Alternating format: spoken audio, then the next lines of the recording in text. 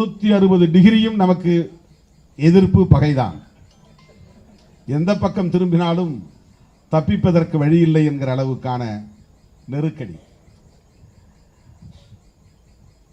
நம்மை போல சமகாலத்தில் தோன்றிய பல இயக்கங்கள் காணாமல் போய்விட்டன. 99 தான் நாம் தேர்தல் அரசியலில் அடியெடுத்து வைத்தோம். 2000 என்று எடுத்துக்கொண்டால் கூட 22 ஆண்டுகள் தான் நாம் தேர்தல் அரசியலில் இருக்கிறோம். 10 ஆண்டுகள் தேர்தல் புறக்கணிப்பு அரசியலிலே இருந்தோம்.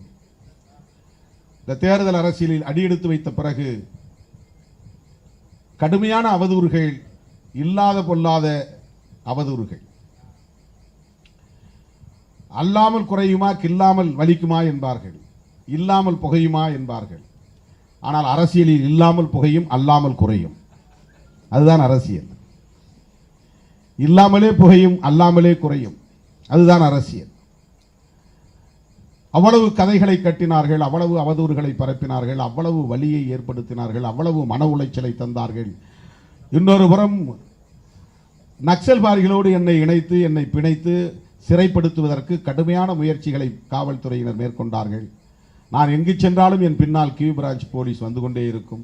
நான் பேருந்திலே ஏறினால் கியூ பிரான்ச் வந்து கொண்டே இருப்பார்கள். நான் ஒரு உணவு விடுதியிலே போய் அமர்ந்தால் என்னை கண்காணித்துக் கொண்டிருப்பார்கள்.